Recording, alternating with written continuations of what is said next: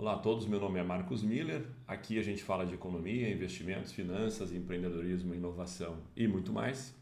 E no vídeo de hoje a gente vai abordar um pouco sobre o cenário macroeconômico global, as decisões de taxa de juros, nós vamos monitorar um pouco da inflação mundial e o que isso pode trazer para os seus investimentos.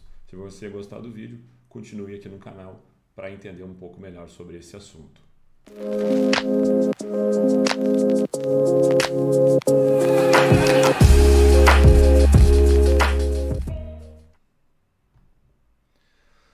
Bom, pessoal, queria começar a falar o vídeo de hoje, introduzir aí essa 25ª semana do ano nas nossas revisões semanais e eu vou começar falando um pouquinho sobre a guerra da Ucrânia, vou falar um pouquinho sobre a Europa, vou falar um pouquinho sobre os Estados Unidos, um pouco da China e aí eu entro no Brasil, a gente fala da decisão da taxa de juros ontem e por que o juros foi mantido e quais são as implicações dos investimentos, enfim, entre outros assuntos importantes que eu considero importantes aí para você tomar decisão de investimentos.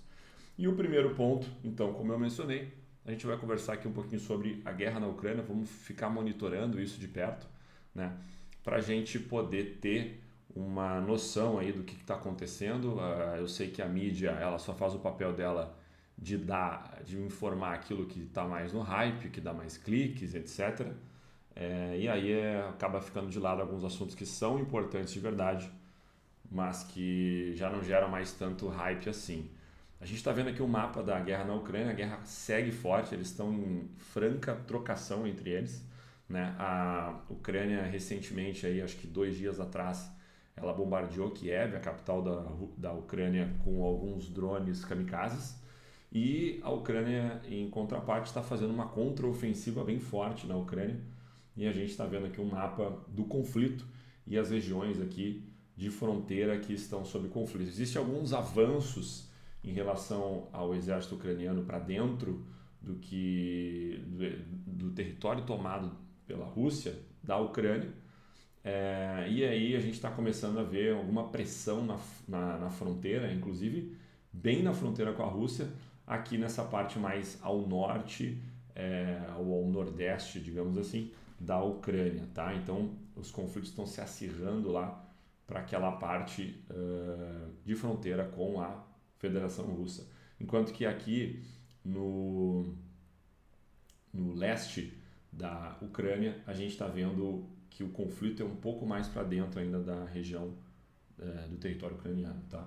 A gente tem bastante informações aqui em alguns periódicos.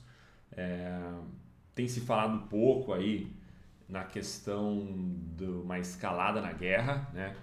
A gente parou de ouvir notícias sobre isso, mas esse ainda é um perigo iminente e ainda é um perigo que pode acontecer no sentido de que a Rússia passe a usar bombas atômicas táticas em território ucraniano. Isso pode acabar fazendo a crise escalar, tá?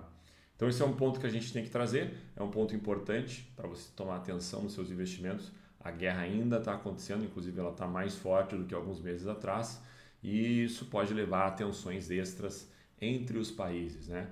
A gente tem visto também muito, a Ucrânia está usando o arsenal que o Ocidente proporcionou para ela e a gente está vendo aí bastante atrito e bastante tanques ali, tanques alemães, o Leopard 2, que é um tipo de tanque mais moderno que a Alemanha cedeu para a Ucrânia, destruídos em campos de batalha, enfim. É sempre mais difícil atacar do que defender, né? Defender geralmente é um pouco mais fácil, você se entrincheira, você prepara armadilhas, você espera o adversário e agora quem está atacando é a Ucrânia, né? Então antes quando a Rússia estava atacando ela teve dificuldades, agora parece que a Ucrânia também está enfrentando dificuldades nessa contraofensiva. A gente vai acompanhar de perto, mas é bom sempre deixar isso bem claro para você, né, ter uma carteira de investimentos que possa ser mais resiliente, tá? O mundo dos negócios vai continuar funcionando, mesmo se uma guerra escalar, a gente, enfim, nada é certo, né? Mas a gente tem que trabalhar com cenários diferentes e tentar se proteger o máximo possível, tá? Um outro ponto também, agora falando um pouco mais de economia, a gente tá vendo aí uma certa estagnação aí do mercado europeu. Então, a área do euro vem mostrando crescimento pífio nos últimos anos, tá? Nos últimos meses. Os últimos dados aqui que a gente tem são de crescimento de menos 0,1, ou seja, um decrescimento da economia em 0,1. E isso é um pouco preocupante também, certo, do ponto de vista econômico, né? A gente monitora aqui um pouco da inflação, embora o crescimento tenha diminuído o seu ritmo, a inflação começou a dar alguns alívios, né? A gente está tendo aí uma taxa média na área do euro de 6,1%, sendo que ela já chegou a bater 10,6%. E eu que vinha falando desde 2019 que a inflação estava alta e os juros não estavam sendo mexidos pelos agentes políticos e econômicos europeus, agora parece que está começando a fazer o efeito, muito porque a gente está vendo aqui um aumento significativo a partir de julho, agosto de 2022 da taxa de juros na área europeia ali naquela região. Então a gente está batendo um juros de 4%, com uma inflação de 6%, a gente está tendo uma taxa de juros real de menos 2%. Importante vocês lembrarem disso, que eu vou resgatar essa informação mais ali à frente, quando a gente estiver falando do real digital. Perfeito? Beleza. Seguindo aqui, a gente tem aí uma capacidade, eu coloquei dois gráficos que são parecidos, que eles andam juntos, que é a capacidade de utilização da indústria europeia e o seu sentimento, né, o indicador do clima de negócios, né? Então, isso aqui é Business Confidence, é o nome do indicador. E a gente vê, né, que durante a pandemia a gente teve, os dois derreteram, né? Acho que um acaba influenciando muito o outro, né? Porque conforme a confiança dos negócios, dos investidores, dos empresários, eles acabam mantendo capacidade ociosa, eles vão começando a parar de produzir, parar de consumir, parar de vender. E isso acaba influenciando o outro, né? Importante notar que a gente teve uma recuperação dessa confiança, uma recuperação também da capacidade de utilização industrial, comercial, etc. E recentemente a gente está vendo a confiança do investidor voltando um pouquinho, a gente está falando de níveis lá de 2017, 2016, em confiança do investidor, né? E com isso a capacidade acaba sendo diminuída também, tá? Então é importante a gente ficar em cima disso, né?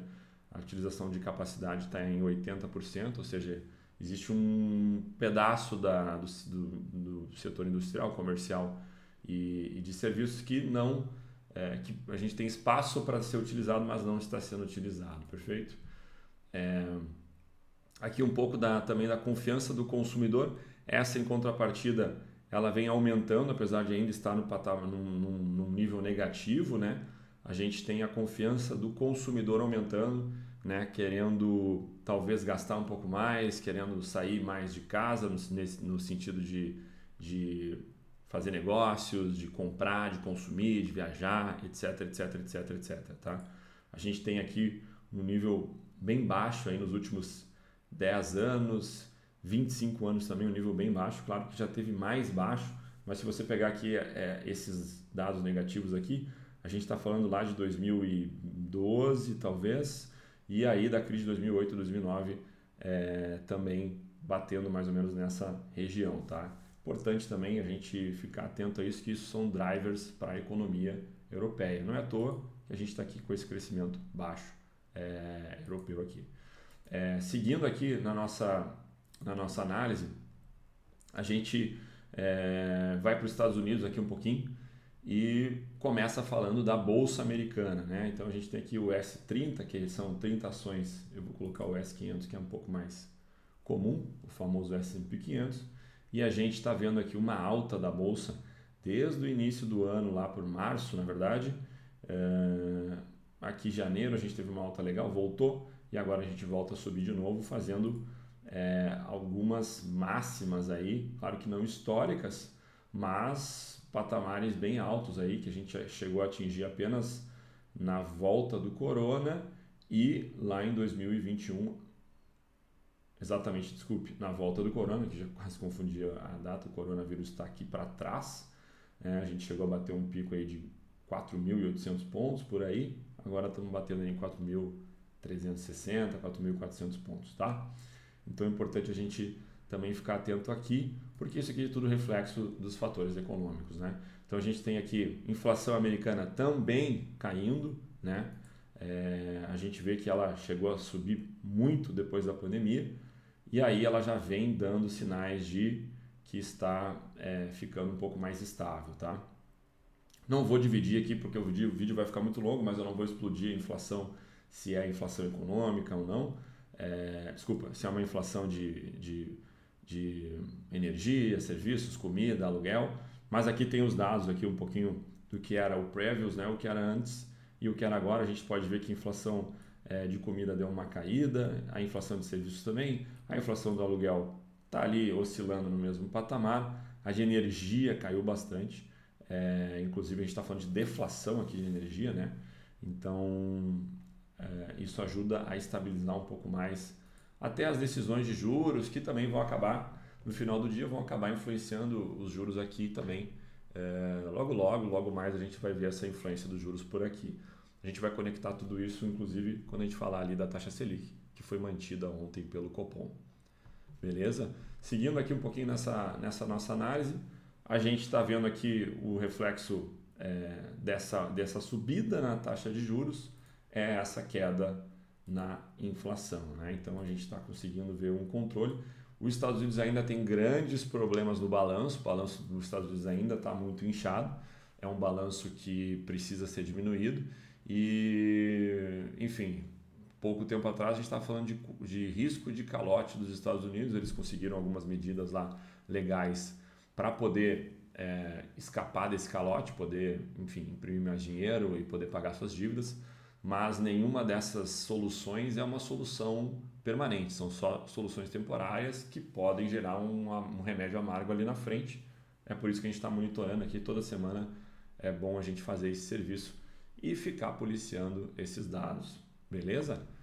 Então, seguindo um pouquinho aqui, taxa de desemprego americana, apesar de a gente estar vendo um gráfico aqui, tudo tem a ver com escala, né? E a gente está falando do mesmo número, tá? 3.4, 3.7, 3.6, 3.5 é a mesma coisa. Isso pode ser até oscilação na pesquisa de dados, tá? Então isso aqui é uma linha reta, perfeito? A gente está falando de um gráfico aqui de 5 anos, aí a gente percebe que é uma linha reta um pouco mais claramente, tá?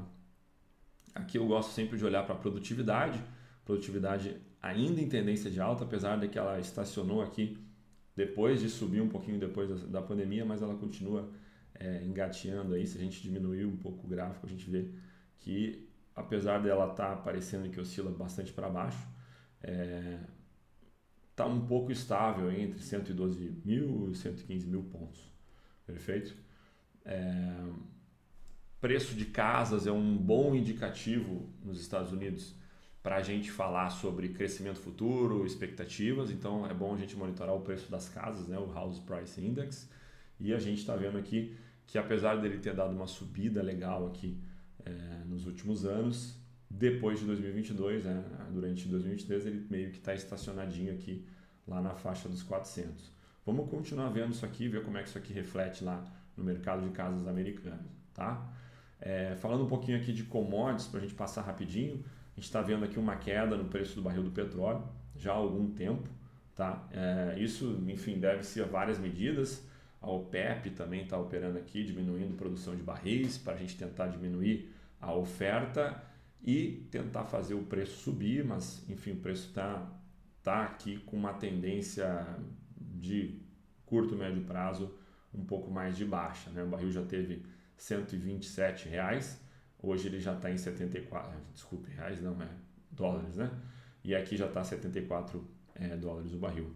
Isso é importante também, porque reflete bastante na economia brasileira. A economia brasileira bastante dependente de commodities, tá? Se você colocar um gráfico em cima do outro, até não fiz isso aqui, mas poderia ter feito. Mas se você botar um gráfico do nosso PIB e o gráfico da variação do índice de commodities, você vai ver que eles vão ficar bem juntinhos, porque, claro, correlação não é causalidade, é importante frisar isso antes que alguém reclame, mas existe uma simetria entre esses dois bastante grande, beleza? Aqui o crude oil também, um gráfico da mesma commodity.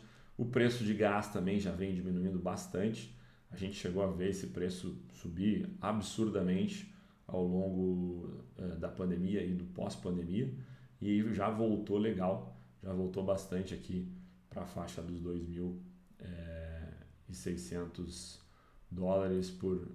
Eu nunca lembro que índice é esse aí. Se alguém puder me ajudar, coloca ali nos comentários, por favor. Aqui um pouquinho do ouro, né? O ouro ele meio que mede, em certa medida, o grau de risco, né? Quanto que as pessoas estão fugindo para o ouro. O ouro vem estabilizado aí desde 2020, mais ou menos nessa faixa aqui, né? Operando entre 16 mil e 19 mil. Então, a gente não está vendo muita tendência no ouro. Ultimamente, a gente está vendo só a volatilidade no ouro mesmo, tá? Então, não dá para inferir muito aqui. Várias commodities metálicas aí também com a mesma característica, né, de aumentar uma volatilidade, mas sem fazer uma tendência de longo prazo mais estável, tá? A gente viu aqui o ouro desde 2018 subir bastante até finalzinho de 2020 aí, beleza? E aí falando de Brasil, tá? O Brasil aí tá com projeções de PIB interessantes, né? A gente tira aqui algumas projeções interessantes do PIB. Dentre essas projeções, a gente teve o agro bombando dentro do PIB, tá? Uma alta de 21,6% no agro, tá? O setor de serviços subiu um pouquinho e a indústria estável ali, menos 0,1%, que é a mesma coisa que zero. E positivos também na indústria. Entretanto, né? Apesar da indústria ter dado menos 0,1%, a gente está com a indústria extrativa positiva, de eletricidade, gás, gestão de resíduos, esgoto também subindo 1,7%, tá? Então isso é importante para a gente monitorar, porque na comparação com o mesmo período de 2022, a gente já teve uma alta de 4% aí, tá? Isso se deve a vários fatores, tá? A gente pode ver, eu vou voltar aqui mais tarde, mas a gente pode ver que a nossa inflação já começa a dar um alívio bastante interessante aqui, tá? Nossa inflação caindo bastante aí nos últimos meses, sua taxa de juros estável, o Banco Central está segurando firme, e aí inclusive a gente traz a notícia que não é mais notícia, já é velha, já a notícia nova já é velha, porque foi ontem a decisão de que o Banco Central manteve os juros, eles mantiveram os juros em 13,75%, tá? Eu já acho particularmente que pode começar a acontecer uma queda nesses juros nas próximas reuniões do Copom, tá? O Copom ainda está olhando para o mundo, ainda está atento. Acho que o principal driver do Copom agora, para ter mantido essa taxa, inclusive, e não ter diminuído já nessa reunião, é as projeções que eles têm para os próximos anos, que estão acima da meta de inflação. A meta de inflação lá para 2024, se não me engano, é 3%, e a projeção está dando lá por 3,6%, 4%. Então, é importante que o Banco Central mantenha, acho que esse viés técnico.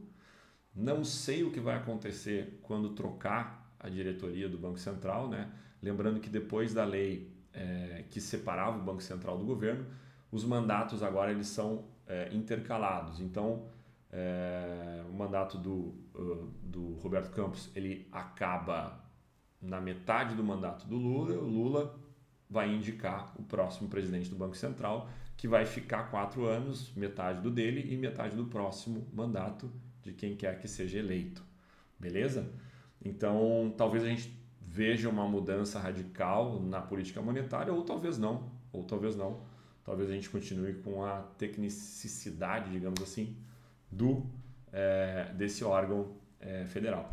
Então, importante frisar é que, mantendo essa taxa alta aqui, e acho que o Brasil foi um dos primeiros a reagir em relação a isso, a gente está fazendo a inflação cair também, e o dólar também caindo, né? Aqui a gente está fazendo dólar por real, então esse aqui é o dólar caindo, né? o que significa que o real está ficando forte, o real está subindo, tá? Tem pontos positivos e negativos aqui, tá? Talvez isso aqui possa ser alguma... eu acho inclusive que grande parte dessa queda no dólar é especulativa. A gente tem o famoso carry trade. Para quem não sabe, carry trade é você pegar um empréstimo, basicamente, resumidamente, tá? Você pegar um empréstimo, uma taxa de juros baixa, e aí a gente volta para o que eu falei lá no início. Na Europa, de taxa de juros real negativa, Estados Unidos ainda, taxa de juros real negativa, Japão também, enfim. E aí você coloca numa taxa de juros real bem positiva, que é o caso do Brasil, tá? Então a gente está falando aqui de 13,75, com uma inflação aí de 4, 5, está falando de uma taxa real de 10, né? De 10, 11, 9, 10, 11. Com garantia soberana, né? A garantia do Brasil, que subiu a sua nota, o seu CDS, né? O seu Credit Default Swap, que é a nota de risco do Brasil. Ou seja, a gente acabou de se tornar um país menos arriscado para o futuro, um viés de menos risco de calote para o Brasil, tá? Essa notícia foi de semana passada e isso faz com que isso ajuda os especuladores a tomar uma decisão que vou pegar emprestado, sei lá, em Portugal dinheiro e vou aplicar, né, com uma taxa de juros negativa, e vou aplicar no Brasil com uma taxa de juros bem positiva e vou ganhar esse spread, essa diferença, e eu estou garantido por um governo que está teoricamente trabalhando para ser estável e se afasta do risco de um calote, ou seja, começa a ficar bom esse trade, entendeu? Então a gente está vendo aí boa parte, eu acredito que boa parte dessa queda do dólar, principalmente se você for olhar aqui nos últimos meses e últimas semanas, eu acho que é muito por causa disso também, tá? Enfim, eu não vou falar das implicações que isso tem econômicas, senão esse vídeo vai ter horas e horas e horas e horas e horas. Perfeito? Não é nem em contrapartida, é em partida, né? A gente está vendo também a bolsa subindo, né?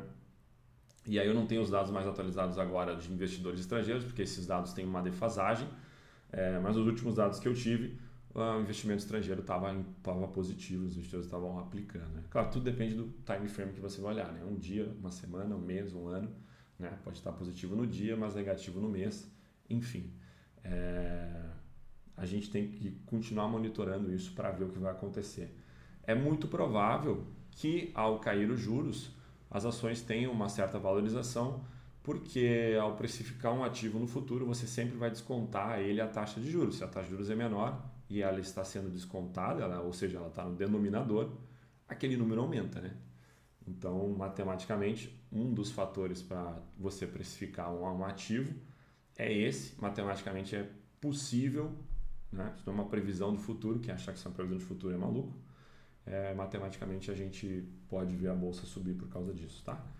E aí eu vou falar aqui um pouquinho da medida para baratear os preços dos carros, que está sendo bastante falado. É uma medida aí que beneficia a população aí de classe média, né? Barateando carros de 120 mil pontos, até 120 mil reais. É uma medida que isenta, em certa parte, o IPI, tá? E é uma medida que pode acabar dando um resultado legal no curto prazo, mas ela começa a criar certas bizarrices, né? Certas assimetrias no futuro, inclusive com a ideia de reforma tributária que o Haddad vem propondo há bastante tempo, aí vem falando sobre ela. A gente está falando dessa reforma há muito tempo, desde outros governos. Por que ela entra em colisão com essa reforma? Porque, e aí é uma opinião pessoal minha, eu acho que essa reforma não sai nunca, porque é muito confortável para o governo ter esses mecanismos e essas ferramentas para manipular o que ele quer fazer com, enfim, com o empresariado, com o consumidor, com o mercado. Porque quando você tem uma taxa única de imposto, que é o que todo mundo pratica no mundo, e é o tema dessa reforma tributária, você não consegue fazer esse tipo de jogo aqui, né? Agora eu vou incentivar aqui por um tempo, vou ganhar as eleições, ou vou aumentar o meu favoritismo político, fazendo uma medida aqui que vai dar um benefício imediato para uma certa classe, seja de empresários, seja de consumidores, porque eu já não tenho mais essa ferramenta, né? Então, eu particularmente não gosto disso, acho já o sistema tributário brasileiro um caos, uma confusão, e isso só torna as coisas mais confusas. Em vez de ter um planejamento para a gente ter um plano de crescimento como um todo, a gente tira daqui, aí essa classe aqui, essa população, ela fica mais feliz, já aumenta a minha taxa de aprovação, né? E, enfim, pode dar um certo resultado econômico no curto prazo, mas eu acredito que os resultados de longo prazo são piores de várias maneiras, em várias medidas, tá? Acho que a gente precisa sentar e organizar tudo isso de uma forma mais eficiente, inclusive fazendo uma reforma tributária, e acho que essas medidas elas acabam indo enfim, combatendo a própria noção de reforma tributária, tá? Enfim, esse assunto é bastante complexo e longo, não vou entrar nesse mérito aqui. Em contrapartida, a gente tem aqui o Real Digital, que foi lançado agora essa semana, claro que de forma fechada, um beta teste, digamos assim, tá? E acho que é interessante a gente ficar de olho nisso, tá? Porque isso também tem a ver com a questão de reforma tributária, enfim, tem tudo a ver com as suas finanças, né? O Real Digital vai ser uma moeda digital, né, atrelada ao real, diz aqui o Banco Central que vai estar sempre em paridade com o real, e é uma moeda digital onde você pode transacionar livremente. Qual é a diferença do dinheiro que a gente tem hoje? Se nosso dinheiro já é digital, né? Você já não tem, já pouca gente já começa a mexer com nota. Cada vez mais a gente usa dinheiro digital, Pix, cartão. Qual é a diferença, né? O que eu não entendi, o que está acontecendo com esse real digital? Bom, a principal funcionalidade do real digital é que ele não precisa mais ele não precisa mais passar por um intermediário financeiro, tá? Toda a questão do dinheiro ter que passar por um banco, por uma instituição financeira, é por causa de contabilidade. A gente tem um certo nível de dinheiro e a gente precisa fechar as contas, né? Como que eu sei que eu mandei, sei lá, R$1.000 para o fulano, né? E ele recebeu. Existe um sistema contábil de crédito e débito que faz as pontas fecharem, entendeu? Esse sistema é feito pelos intermediários financeiros. Numa moeda digital, esse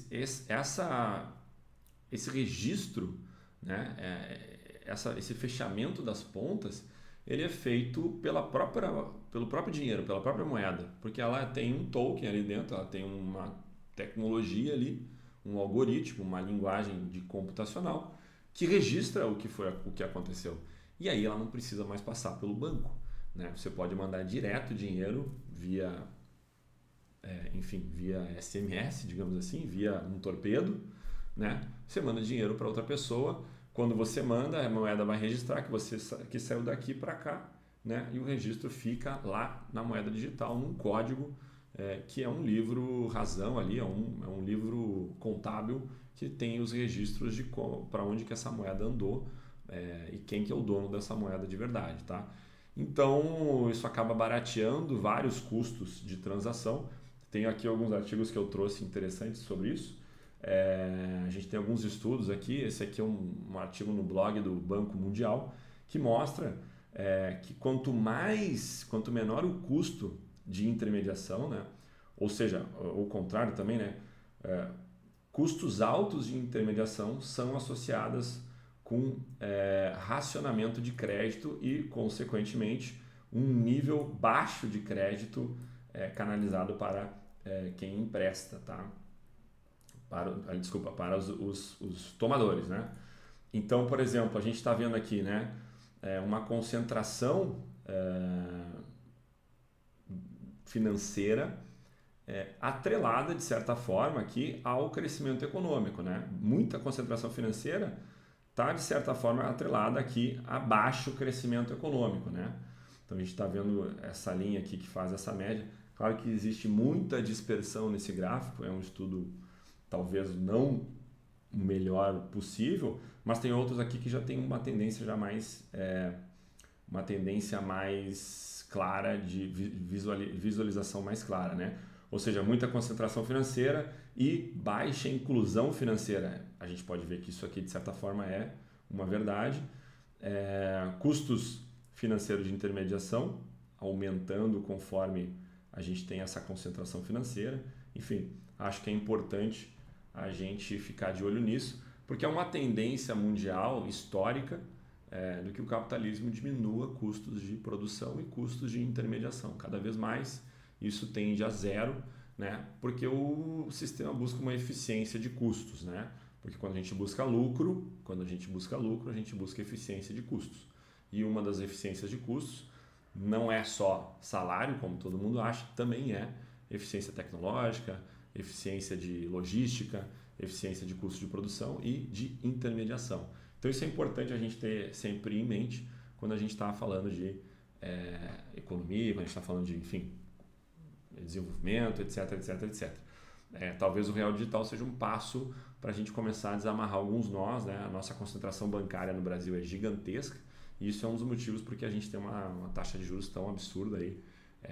Desculpa, uma taxa de juros não. Um spread bancário tão absurdo, né, quanto os bancos cobram de juros pelas pessoas. Adicionando aqui uma última coisa, preço do Bitcoin aqui em dólar, over 5 anos aqui, acho que é meio que a história do Bitcoin inteira, né, mostrando uma certa recuperação aí desde dezembro de 2022, tá? E se a gente der uma aumentada no gráfico aqui de 6 meses, a gente vê essa tendência bem forte aí de uma alta de médio e longo prazo. Beleza? Pessoal, vou ficando por aqui. Se vocês gostarem do vídeo, se gostarem dessa análise, considerem aí se inscrever no canal e ativar o sininho. E também, se discordam, se querem aprofundar um pouco mais o assunto, podem comentar. E a gente está sempre olhando ali o Facebook, YouTube, desculpe, para a gente trocar essas ideias. Beleza? Eu vou ficando por aqui. Então, tchau, tchau.